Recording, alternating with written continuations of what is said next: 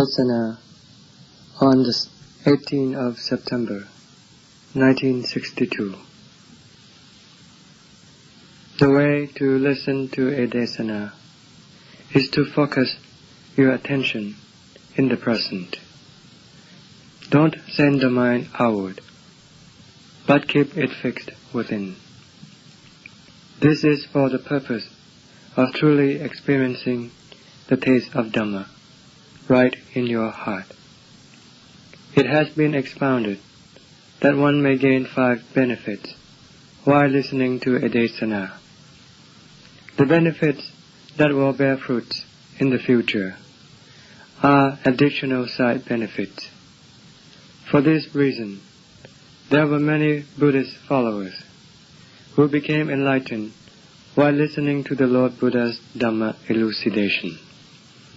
It was because they all had set up their citta correctly and were not concerned with the past or the future, but were only aware of the present, being solely receptive and ready to experience the taste of Dhamma that the Lord was expounding at that time.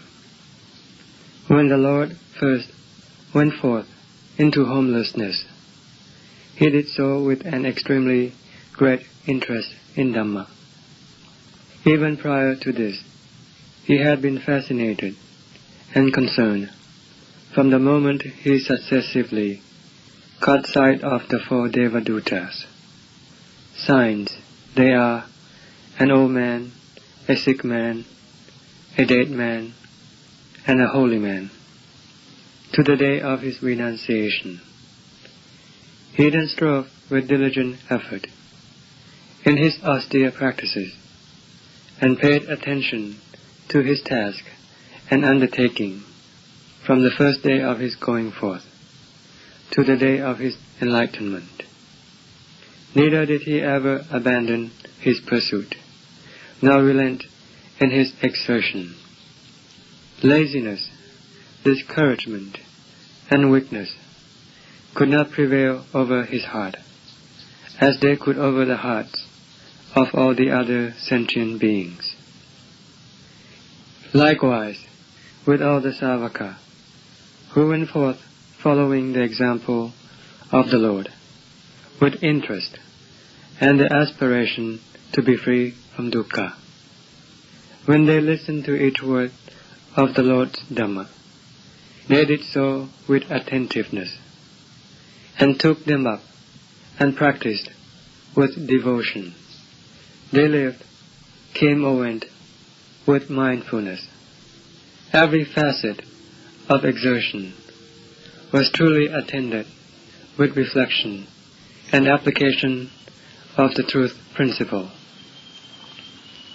The results and the rewards of the interest and devotion seems to differ from those of our time. This is due to the immense difference in the appreciation of Dhamma and the intensity of practice. If such is the case, how can the results be the same? The Lord Buddha never relented nor relaxed in the pursuit of his quest from the first day of his endeavor to the day of his enlightenment, when he had finally attained to his goal and became the Sasada, the great teacher of the world. He then brought the Dhamma out to the Buddhist company by teaching and exhorting them, following the path of Dhamma, by which he already had experienced the results. Those who had received the Dhamma transmitted by the Lord were all joyful and delighted in the essence of Dhamma. Having taken it up and applied it to their practice, they had all in due course of time gained to the various Dhamma attainments and acquired the Dhamma eye, like the Lord had before them. From the beginning, the Lord Buddha was the example and ideal of the Buddhist company. This can be seen from the way he practiced. He always spent his time living in the forest. When he renounced the home life, he went forth into the forest. Never did he take interest in anybody, not even the kingdom which he had left behind, and all the people whom he had ruled over and given peace and security. He was no longer concerned about his princely status, but courageously and unflinchingly stood up to the ordeal of his exertion. In this respect, no one can surpass the Lord. Every mode of practice that he carried out always transcended the world.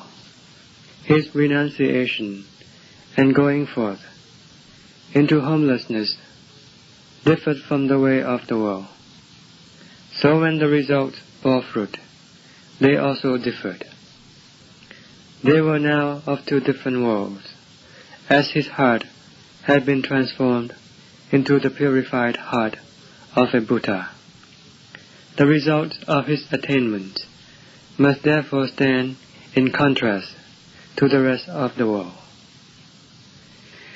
This was also true in the case of the Savaka, who had gone forth and followed the Lord Buddha. When they heard the fundamental instruction given by the Lord himself, they were highly elated, jubilant, and satisfied. The Lord had exhorted them thus: Rukkamula senasanam, nitsaya babacha, tattavo, yava jivang, usaho karaniyo. This, in our own words, would mean, look yonder, there's a mountain, a deep forest. There are the mountainsides, there are the canyons, there are the creeks, streams, cliffs, hilltops, mountain slopes. There are the waterfronts and rivers by the hillside. These are places of ease and quietude, free from all forms of entanglement. You should all seek this kind of location and strive in these environments. The Tathagata attained his Buddhahood from these settings and surroundings. He did not become enlightened through mingling and socializing. Neither did he become enlightened through indulgence in mirth and gaiety, following the flow of tanha, self-seeking ambitions and obsessions, which influence and drag one away through the power of the kilesas and tanhas. The Tathagata, on the contrary, attained to his enlightenment in those secluded and solitary places. Those were the spots where he strove in his strenuous exertion, where he escaped from every class of people, from his palace and city, so he could remain in such surroundings. The dukkha that the Tathagata went through was the dukkha born and derived from his exertion in those secluded and remote places. The Tathagata did not become enlightened amidst the grandeur and magnificence of palaces, at crossroads, or marketplaces, or in the midst of the crowds and multitudes.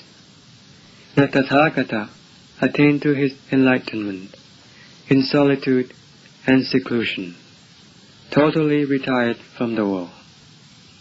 The Tathagata accomplished and arrived at the state of purity of a Buddha in these out-of-the-way places.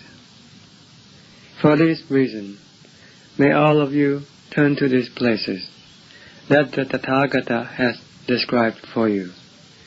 They are the mountains, hillsides, caves, under shady trees, in deep forests, in open spaces, where the air is light and clear. These places are deserted and quiet, free from confusions and troubles. These places are not wanted by people, so you should seek for them and live there, for such locations are where the Tathagata attained his Buddhahood. If all of you aspire for the state free from dukkha, following the example of the Tathagata, you must go to these places that the Tathagata has pointed out. Then you will definitely, one day, follow the Tathagata in being rid of lives and existences, the repeated birth and death, which are like a pit of glowing coal.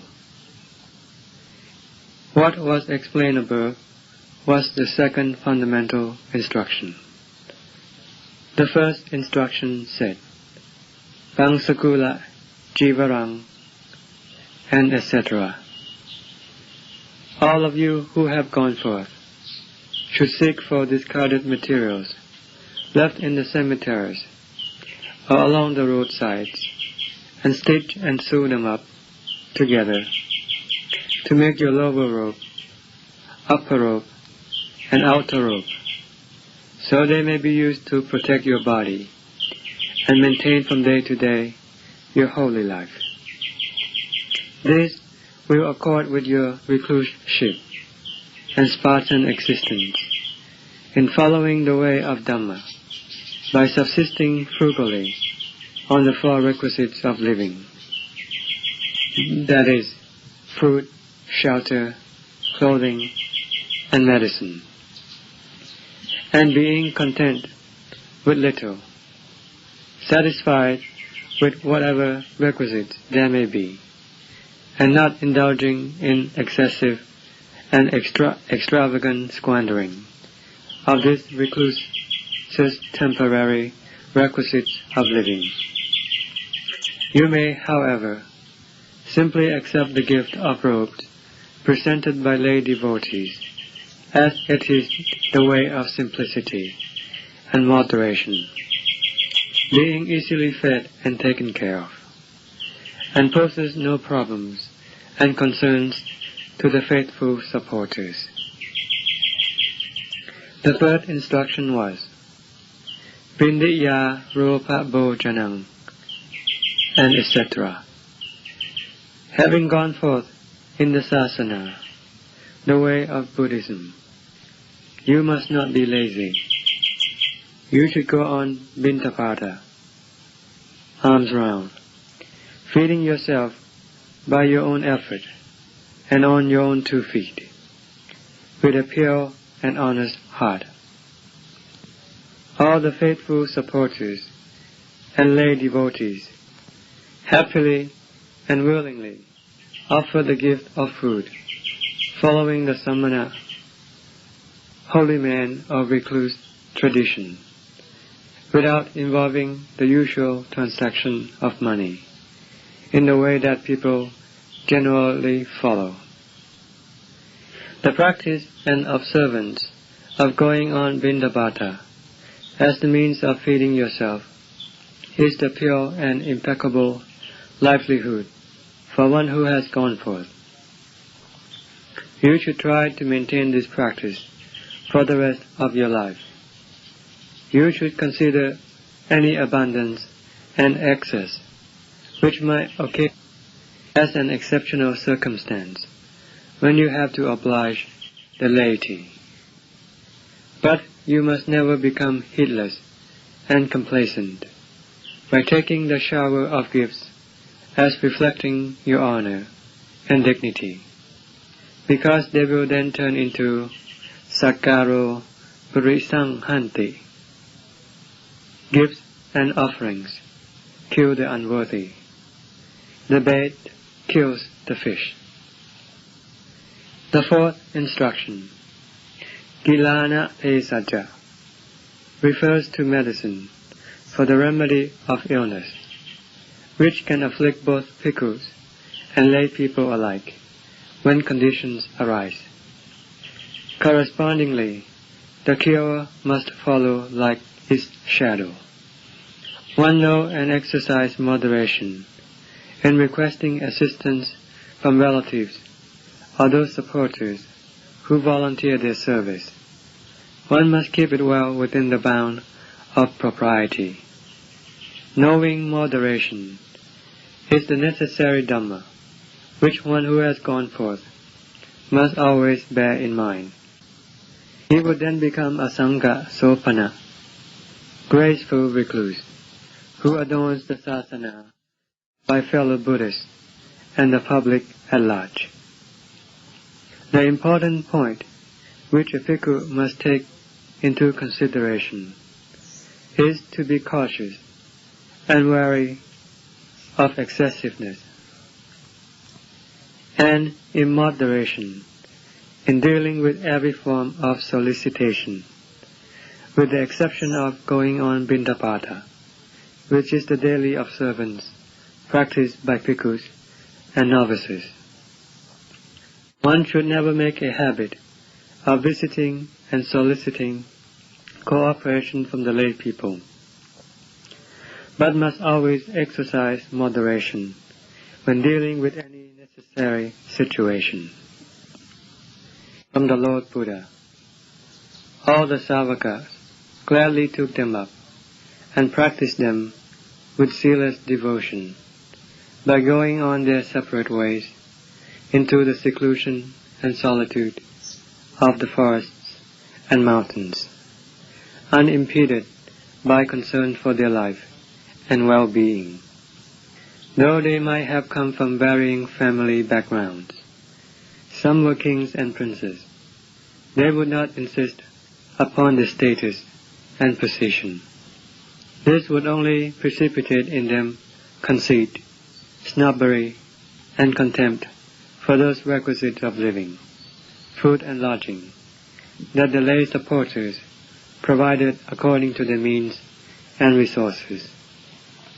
The Savaka welcome every kind of food, with the exception of those prohibited by the Vinaya, code of discipline, for the sake of maintaining their life process and supporting a consistent practice and exertion. They were mindful of their exertion, practical duty, and observances, and were attracted and inclined to quiet and secluded surroundings, away from the noise, confusion, and all disturbing influences. Their exertion continued steadily and consistently both day and night, and in all postures, standing, walking, sitting, and lying down. To them, nothing was more worthwhile and rewarding than the practice that would rid them of dukkha. All the Savaka considered freedom from dukkha as the invaluable Dhamma that is of more benefit than the repeated births and deaths which result from the deception of avijja, ignorance, the source that causes all sentient beings to ceaselessly suffer dukkha. As the Savaka were all totally determined and dedicated to deliverance, neither pride of royal blood and wealthy family, nor pride of being a scholar or a learned person could creep into their hearts. For them, there were only the devotion and the application of their practices, the means that will lift the citta out of dukkha. For this reason, all of them, from the first to the last Arahant Savaka, were able to gain enlightenment, following the Lord Buddha. Therefore, may all of you practitioners turn your attention to the stories of the Lord Buddha and the Arahant Savaka, and contemplate how they practiced in order to arrive at satisfactory results, how they became famous and were revered and venerated by all the worldlings, from every realm of Devata, deities, and people from all walks of life. No one can surpass the Lord Buddha, the Dhamma, and the Sangha in wisdom, discernment, and accomplishment, for in all of this they were supreme. May all of us dwell upon this. Being easily discouraged and weakened, and being obsessed with food and sleep, are not the way to nobility and freedom from dukkha. They are incapable of making the Supreme Dhamma appear within the field of our awareness, which is our heart. In every movement and posture, standing, walking, sitting, and lying, one should always give heed to reason, and constantly be observant of one's action. One should see that these actions don't make for delay or blemish one's body, speech, and heart. One should delight in seclusion and solitary existence, and totally commit one's effort, both body and heart, solely into the work of exertion. One should have dogged determination as one's guide, with every thought and movement pointing to the goal, freedom from dukkha. The outcome must then be irrefutably identical to that of the Lord Buddha and the Savaka, since it follows the same path.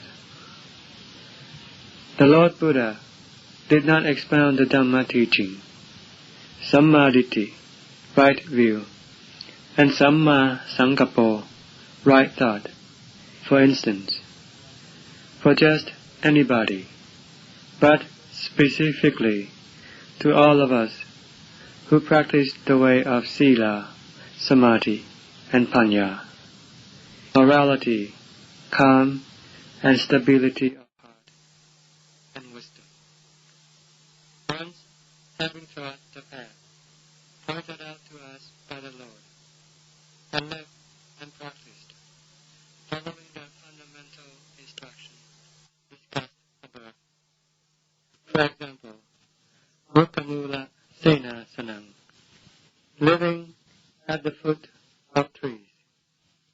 The result can only be freedom from dukkha, and the attainment to the natural eminence of the Buddha Savaka, Buddha's noble disciple, which is the state of purity within one's heart. One must always be mindful, whether one is standing, walking, sitting, or lying, excepting only when one is asleep, when it is beyond one's means. Be always inclined to the application of sati panya, mindfulness and wisdom, and strenuous effort. The reality of deliverance will then appear within one's heart. During the Lord Buddha's time, people listened to Dhamma with earnest interest, fixing the Dhamma they heard within their mind. They didn't allow the Dhamma to disperse and slip away. Neither did they listen for courtesy's sake, taking it merely as a ritual. Everything people do today, which includes all the bhikkhus here, become mere rituals. If one is not really dedicated and firmly determined for the freedom from dukkha, everything one does will all unconsciously turn into ritual. For instance, it would be a mere ritual if we walk Jangama to just keep up with the schedule we have set. Whether the citta and sati are in tune with our exertion is still a matter of debate and consequently, the forthcoming results will be different from what we have expected. And for what reason? Even though we may be walking Jangama, the citta is with everything except the Dhamma principle. What is the principle of Dhamma? The Dhamma principle is to be always mindful, while striving in one's practice. Whether we are fixing our attention or investigating any particular theme of Dhamma or any condition, if the citta and sati are not being concentrated in these objects, but are allowed to drift and wander to other places and aramana, drawn by their alluring and seductive power, an indication that the flow of the heart and the heart itself have already gone astray. Then the ensuing result must be contrary to Dhamma, being something else altogether. Such is the way when we are not observant of our action. By striving in the practice, just for the practice, we might then take the wrong view and criticize the sasana, decrying the Dhamma teaching of the Lord Buddha as not being the Niyanika Dhamma, capable of truly leading the practitioners of Dhamma away from dukkha, and as not being equal to the claim that it is the Savakkata Dhamma, the well-taught Dhamma. In fact, the flow of our heart is constantly pulling toward the world, both by day and night. So please bear in mind that the world, either the inner or the external world, is different from the Dhamma aspired to by the Lord Buddha. The endeavor of the Lord Buddha and all the Savaka aimed at the Dhamma principle as the deliverance from dukkha. Consequently, every turn of their exertion was for the effacing of blemishes until they were totally removed and they attained to the state of Buddha, illumination, for the world to pay homage and respect to. They had attained to the consummation of Dhamma because their practices accorded with Dhamma. Such is the outcome when the means and ends fall together in complete harmony. But with us, though we may be really walking Jangama or sitting in samadhi practice, our samadhi is merely a stump-like samadhi. This is when we actually fall asleep, right in that samadhi practice. We do this many times, and some people may regularly do it, though the one who gives this talk cannot confirm it. But it is probably the case, since the results always turn out differently. If the cause accords with Dhamma, the result cannot be otherwise. Both the means and ends must correspond. It must be because we don't practice following the principle of Dhamma. Instead of walking Jangama or sitting in samadhi with sati in tune with our exertion and the Dhamma theme or the Sabhava Dhamma process under investigation, the citta turns instead to some other thing by sending the flow of the heart, chasing after forms, sounds, smells, tastes, and tactile objects. Furthermore, the Dhammaramana, mental objects, conceived right in the heart, are also about forms, sounds, smells, tastes, and tactile objects, either those of the past or the future. The citta never stays in the present. for even a single moment.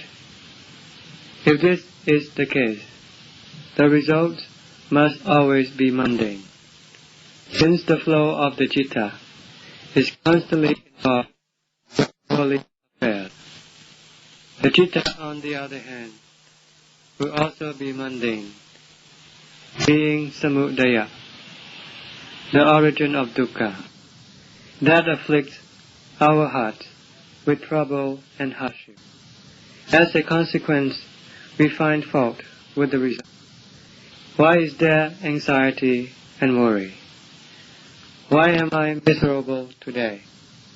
We never take into consideration or realize that we perpetually instigate these unpleasantnesses by running at cross purposes with Dhamma.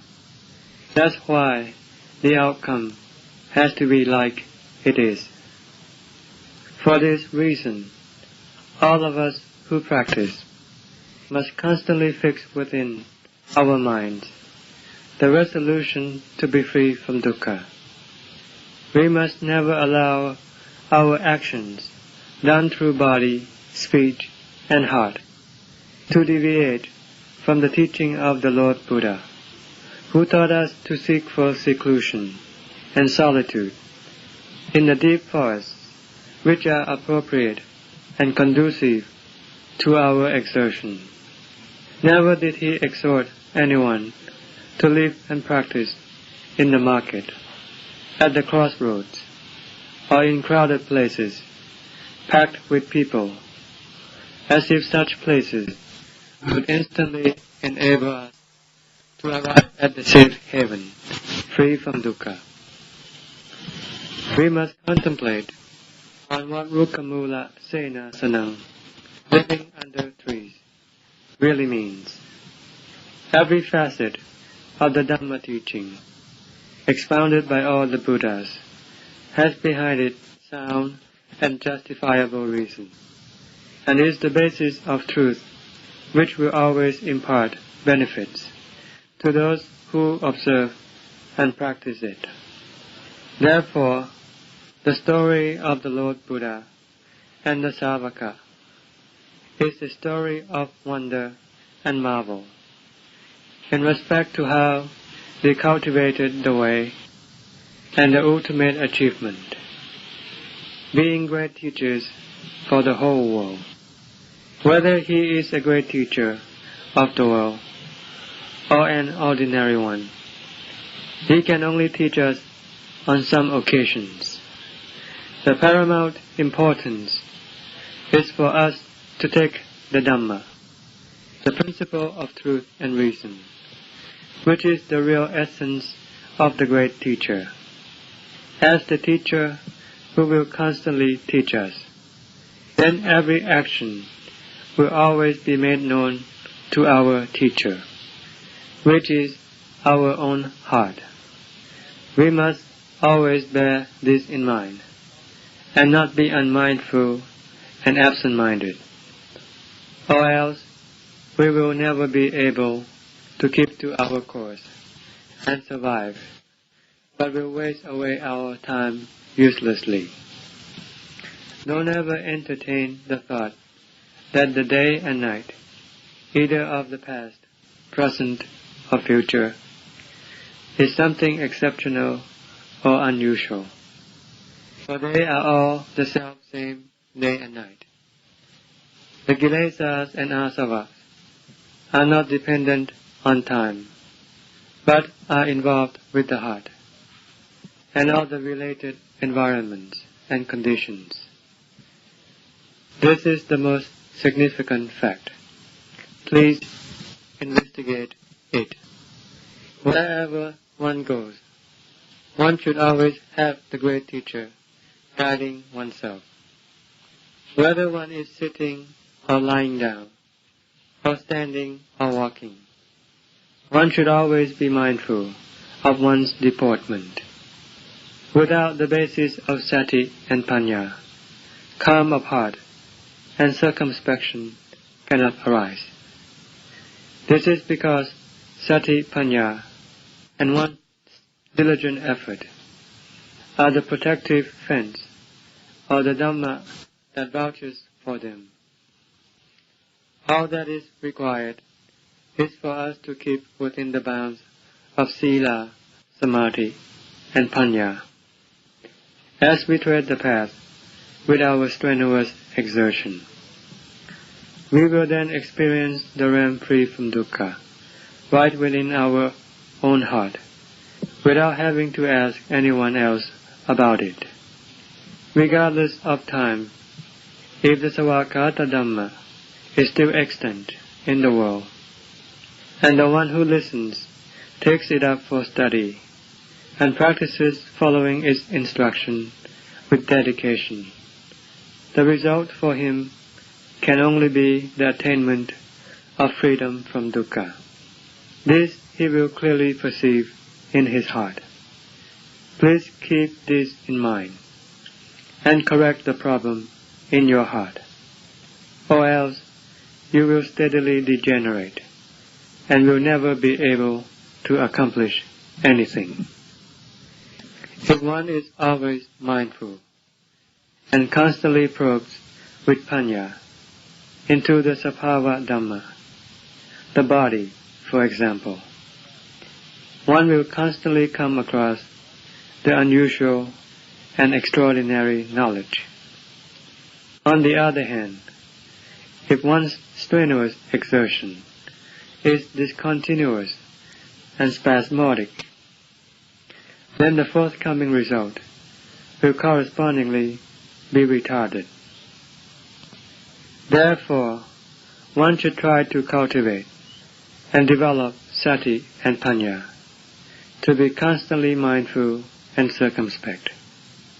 This will definitely contribute to samadhi, firmness and stability of heart, and genuine wisdom in the way of panya, which arises due to the investigation of the body, vedana, citta, and dhamma, or the investigation of the four Arya Satya, noble truths of dukkha, samudaya, nirodha, and magga.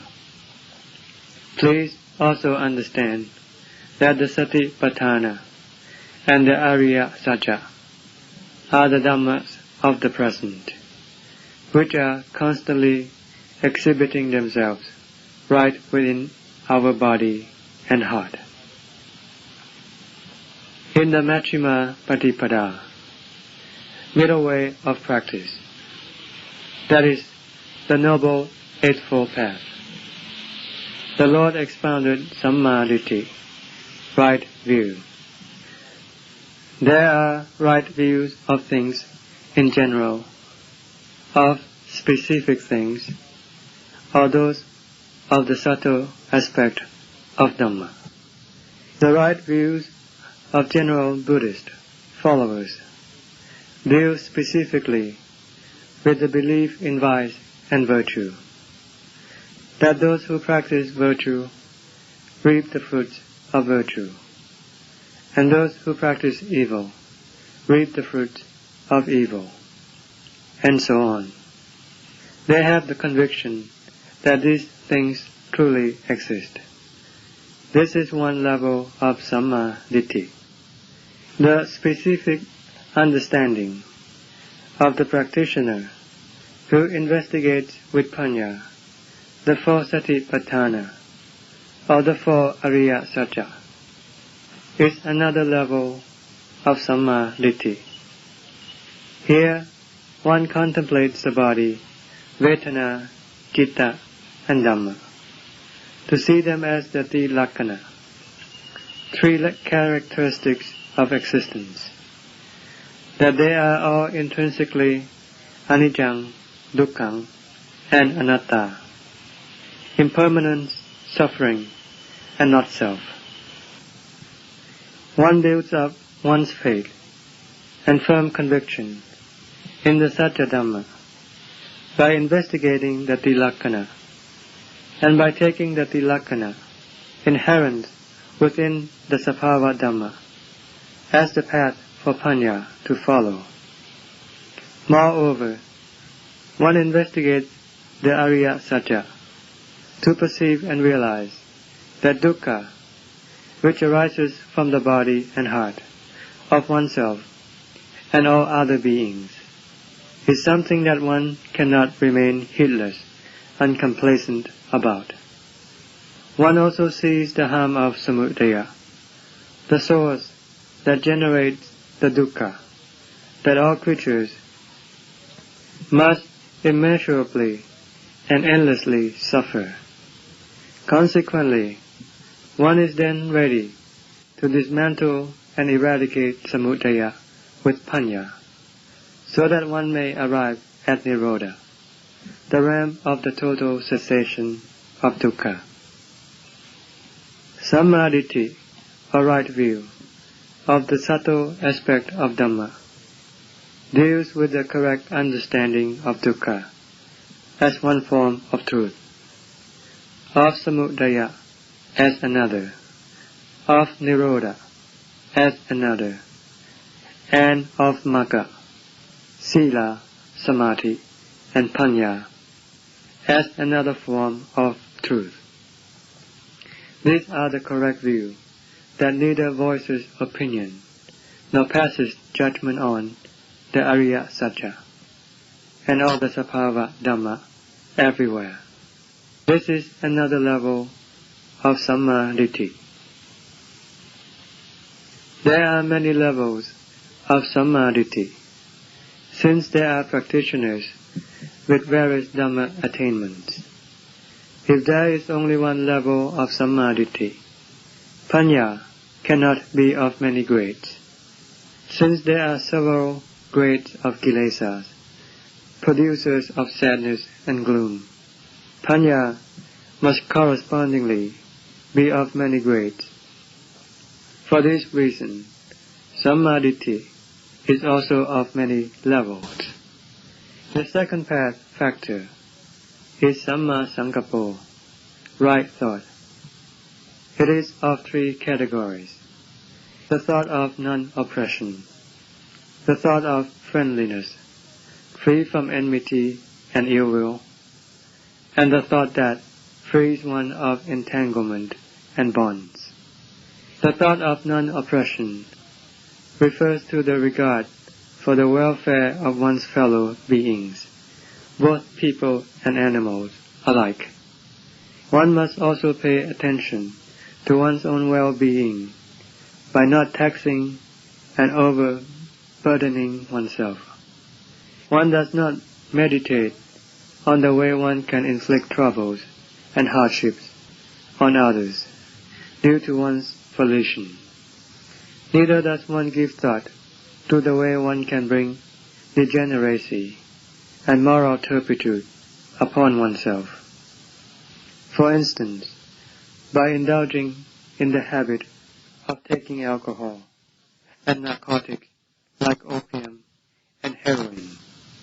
The thought of amity means to refrain from having animosity and malevolence for other people and animals. One does not contemplate tyrannizing and trampling on others.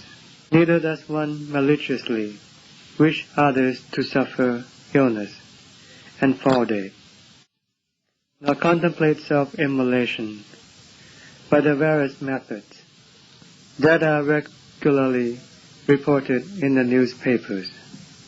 This is due to wrong reflection. Before, one's person was one's most valuable possession and precious to oneself, but due to wrong understanding, it now becomes inimical to oneself. This kind of story happens all the time. One should understand that this is the outcome of wrong thoughts and reasoning. One who truly safeguards and looks after himself will immediately curb and restrain any wrong thoughts as soon as the citta begins to conceive them within the heart. By relinquishing and abandoning them, How could he allow these wrong reflections to get out of hand to the point of committing suicide? Is this an example of loving oneself? To think in the way that releases one from entanglement, in the manner people generally do, is one form of the mundane thought of renunciation. For instance, thinking of delivering oneself from the bonds of poverty, want and hunger, to wealth and abundance. Another form of renunciation is in the practice of dana, sila, and pavana, generosity, morality, and training in meditation practice and mind development.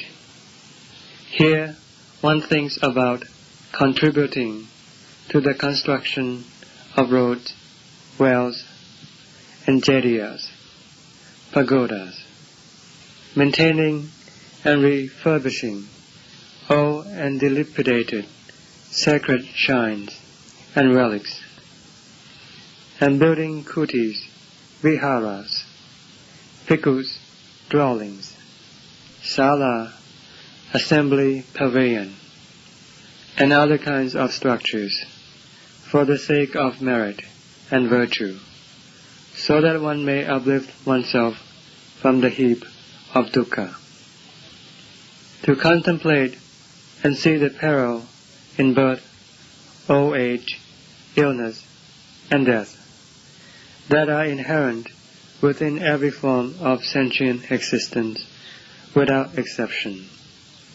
To discern that the life of one who has gone forth is conducive to the development of the way of sila, samadhi, and panya, the way that fulfills one's aspiration, and to make up one's mind to take the going forth, to become a nun, a bhikkhu, or a novice, is another kind of renunciation.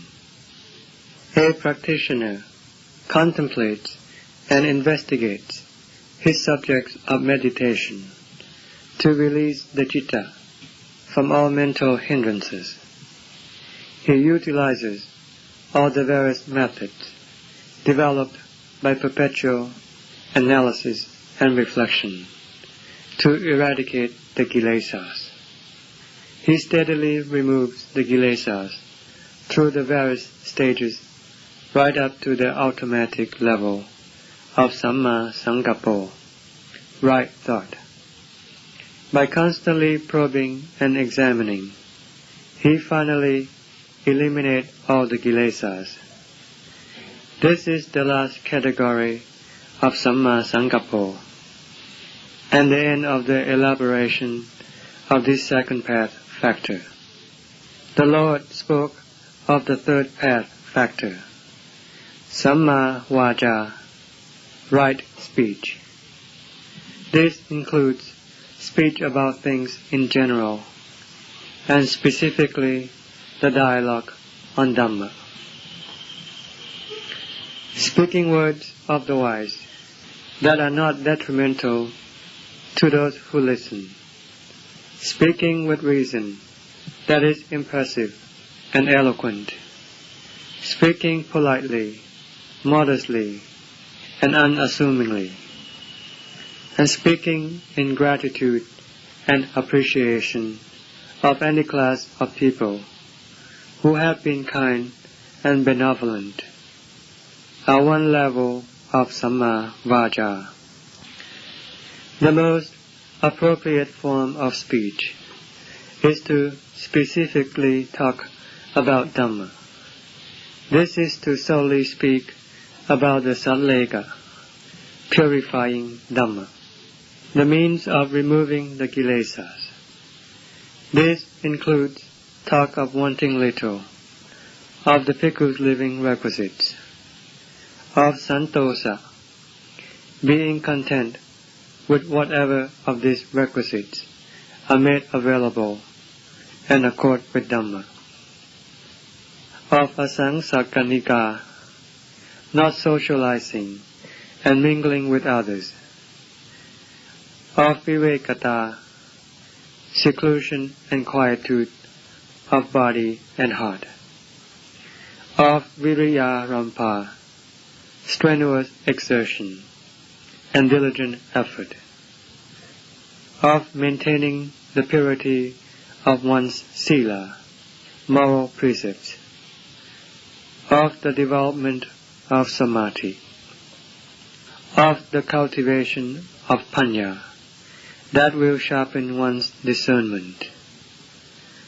of vimutti, the state of deliverance, and of vimutti jnana dasana, the clear, penetrative realization of deliverance. These are the subtle aspects of Samma Vaca. These are not vain talks or gossip, but serious talks full of interest, appreciation, and devotion for the exertion and application of these purifying Dhammas. The Lord spoke of the fourth path factor, Samma Kammanto, right action or pursuit. There are right actions dealing with general, mundane work, and that dealing with the work of Dhamma. Occupations that are not against the law, for example, farming or trading, falls within the bound of right undertaking. Likewise, with the building of temples and monasteries, or the practice of dana, generosity, sila, morality, and the development of metta bhavana, loving kindness. These are another kind of right pursuit. The practice of walking jankama and sitting in samadhi is also another variety of right undertaking. Every movement of the body, speech and heart is kamma, action. Actions done by body, speech and heart are called kamma. Correct and proper body actions, speech and thoughts are called samma kammanta, right pursuit. This right pursuit carries a wide and extensive meaning, and is up to each individual to interpret and apply it for himself. This is because the world and Dhamma have always been paired together, like the left and right arms of the same person. It is not possible to separate the world and Dhamma apart. The world has its work, and similarly with Dhamma. Since the conditions and the makeup of people vary from case to case, their undertakings cannot be identical. For this reason, a lay person must pursue the works that befits his position, and the same way with one who follows the way of Dhamma, that is, one who has gone forth. He must take up the work that accords with his status. One should not allow one's undertaking to conflict with one's views. Each one will then have his own samma kammanta, right undertaking. Both the world and Dhamma will steadily flourish with each passing day, because everyone is contributing and helping it. The Lord spoke of the fifth path factor, samma ajivo, right livelihood. This includes the feeding of one's mouth, which is the common form of livelihood of people and animals. The nourishing of the citta with aramanas that arise from contact is another kind of livelihood. The nurturing of the citta with the various levels of Dhamma is another. The way of living that accords with Dhamma, not in violation of the law, like robbery and theft, is one form of Samma Ajivo. One lives with what one can obtain to support one's life from day to day. Or if one is able to acquire things in abundance, in a way that accords with Dhamma, it is also an aspect of Samma Ajivo. The nourishment of the heart with aramanats, mental objects, that arise due to contact of the heart with external objects, like forms of men and women, sounds, smells, tastes, and male and female body contacts, is another variety of Samma Ajivo. This includes anything that suits one's liking and keep one happy and cheerful, free from sadness and melancholy. One is constantly absorbed in pleasure and delight, which serves as the elixir of life. But should one pursue them in the wrong way, they could turn into poison, destroying the heart. This type of Samma Ajivo is suitable to one in the world who knows the right measure of things, as well as propriety, bounds, and limits.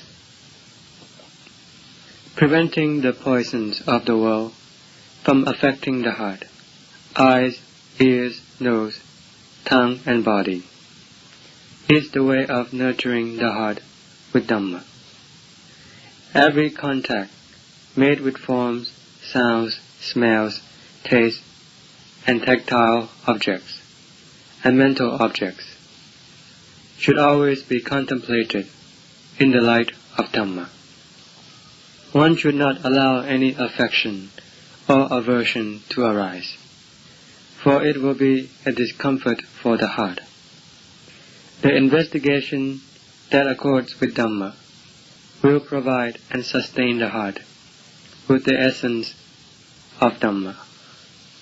The heart will experience bliss, contentment, and serenity. It will be saturated with panya and discernment. One will then not seek after any aramana that is poisonous and destructive to the heart, but will constantly provide and nourish the heart with Dhamma. One must always investigate in the light of Dhamma every contact between the internal ayatanas, sense organs, like the eyes and ears, for example, and the external ayatanas, sense objects, like sights and sounds, for instance, for true understanding and emancipation. One must never contemplate in the worldly-minded way, as it is the way of taking in fire to burn oneself with. This will only bring about anxiety and restlessness inside the heart. One must constantly screen and feed the heart with the aramanats of Dhamma. The essence of Dhamma is the nourishment of the heart. It will steadily sustain and protect the heart, keeping it secure. The foregoing discussion has been about one more type of Samma Ajivo. The Lord spoke of the sixth path factor, Samma Vayamo, right exertion. There are 4 ways of exerting. The effort to prevent the accumulation of unwholesomeness within one's character and makeup. To get rid of anything unwholesome that has arisen. To develop and bring about wholesomeness. And the effort to maintain any wholesomeness that has already arisen. One must make them opanayiko, drawing inward, by applying them to the level of Dhamma Principle that one is in. But here they will be drawn into the basis of samadhi and panya, as far as is appropriate. One must devote oneself to taking care of the citta, that is, being obsessed and infatuated with the flow of tanha, craving, due to ignorance dragging it away. One must try to curb the restlessness and disquietude of the citta with the disciplinary power of sati and panya. The way of sila, samadhi, and panya is the Dhamma that can rectify every kind of kilesa. One must strive to develop them within one's heart. If one aspires for nibbana and the total extinction of the fire of anxiety, one must not consider sila, samadhi, and panya as sand and gravel. Once any level of sila, samadhi, and panya has appeared within oneself, one must not let them slip away through negligence. One must nourish and develop them to full maturity, where they will be transformed into the Mahayana, supramundane knowledge of the path, that can obliterate all the kilesas, including those lying latent. The realm of vimutti, freedom, and nibbana, that was before perceived as the Dhamma beyond one's means and ability, will be the Dhamma immediately realized within one's heart, the instant all the kilesas have been eliminated. The Lord spoke of the seven path factor, Samma Sati, right mindfulness. This is the setting up of sati to attend to one's exertion. Whatever Dhamma one uses as the heart's aramana, for example, the recollection of Buddha, or anapanasati, mindfulness of breathing. One should have sati concentrating on that object. Or if one should focus one's attention in the four objects of satipatthana, body, vedana, citta, and Dhamma, whether for the development of samadhi or in the investigation for the development of panya, one must constantly have sati, minding and attending to every round of one's practice and exertion. This is one category of Samma Sati, right mindfulness. The Lord spoke of the eighth path factor, Samma Samadhi, right calm, firmness and stability of heart. This refers to the samadhi that is imbued with panya, and not the stump-like samadhi. It is also not the type of samadhi that is constantly addicting, both day and night. One has no inclination to investigate in the way of panya, because one thinks that this type of samadhi is in itself an adequately exalted Dhamma. Instead, one criticizes panya as being spurious. This kind of samadhi is called miccha, incorrect samadhi, and is not the samadhi that can truly deliver one from dukkha. To practice the samadhi that will free one from dukkha, one must focus one's attention on any particular Dhamma principle or theme that is to one's preference, having sati directing and guarding until the citta manages to converge into samadhi. It doesn't matter what class of samadhi this may be. This is the right or correct samadhi as long as one can feel that one's citta has calmed down, or ceased from concocting the various thought processes, and remains in singularity and isolation from all surrounding conditions for a time, before withdrawing from that state. This is not the same as the samadhi, in which once the citta has converged, one loses track of day and night, and becomes totally ignorant of whether one is still living or not. It is as if one is dead. It is only after the citta has withdrawn that one realizes that it had entered into calm, or wandered away into the blue. This is the stump-like samadhi, because it resembles a stump without any consciousness. One should try to avoid or refrain from this type of samadhi.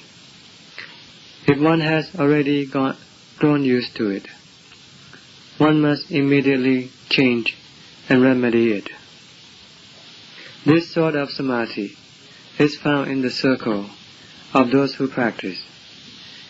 The way of remedy is to refrain from allowing the citta to converge as it usually does. If one allows it to, it will always stick to that habit. One must rather compel it to take a tour of the body, with sati firmly in control, going up and down, over and over again, until panya, magga, and phala, wisdom, path, and fruit, are realized. The kind of samadhi that is samma, right or correct samadhi, is the one that has sati attending to the state of calm once the citta has converged into samadhi. After the citta has come out of samadhi, one should investigate in the way of panya the various sabhava dhammas that are found within the body and citta. One should investigate when it is opportune and appropriate to do so. Samadhi and panya are the dhammas that are always interrelated. One should let one samadhi drift away without paying attention to anything else. In short, these three dhammas, sati, samadhi, and panya, are interrelated and inseparable. Samadhi and panya take turns in taking the steps, with sati minding and watching over them. The above 8 path factors have been partly discussed from the principle of Dhamma, and partly from practical experience. Please note that the Dhammas from Samma Ditti, right view, through to Samma Samadhi, are Dhammas comprising many levels. It's up to each listener to take them up and apply them in his practice, as accords with his Dhamma attainment and ability. Regardless of whether one is a lay person or has gone forth, if one is interested, one can practice for the full development of these 8 path factors, the fruits of vimutti, deliverance, and vimutti jnana dasana, knowledge and insight of deliverance, will then be one's most valuable possession. This is because sila, samadhi, and panya are all found within this magga, the path, and they are like the key that will open and clearly reveal these 2 vimuttis to the heart. Moreover, all of you who practice should not take the understanding that vimutti and vimutti jnana dasana are separate from each other, or that they perform 2 different functions. Truly, that's not so. When a man chops up wood with an axe, as soon as the wood is cut up, he both sees it with his eyes and at the same instant realizes it in his heart. In the same way, Vimutti and Vimutiyana Dasana will simultaneously make one both perceive and experience the detachment of the kilesas from the heart, which is accomplished by way of sila, samadhi, and panya.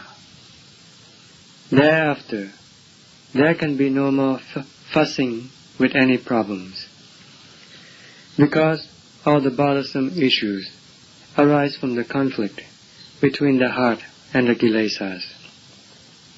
This is the greatest of all issues in the three realms of existence. Once the heart, which is the cardinal problem, is let go, the kilesas, which reside in and live off the heart, will naturally fall away. Furthermore, sila, samadhi, and panya, and vimutti and vimutiyana dasana are all left as they really are. They are all real, and consequently, all the contentious issues come to an end. Today, I have presented a talk on Dhamma to all of you who practice by highlighting the example of the Lord Buddha and the Savaka, so that it may serve as a guide pointing out to you the way, and so that you can set your compass, your modes of practices, relentlessly striving to follow the way of the Lord Buddha. Once you have fully developed the Dhammas of sila, samadhi, and panya, then vimutti and vimutiyana dasana, the essence of nibbana, will undoubtedly be your possession. For this reason, may all of you listeners set up the understanding that all the aforementioned Dhammas are found right in your body and heart. Please draw them inward as your own possession. Then, both the cultivation of the means and its fruits of vimutti and nibbana that I have illustrated will all belong to you, either today or sometime in the future. May this Desana now comes to its conclusion. Evañ, such is the way.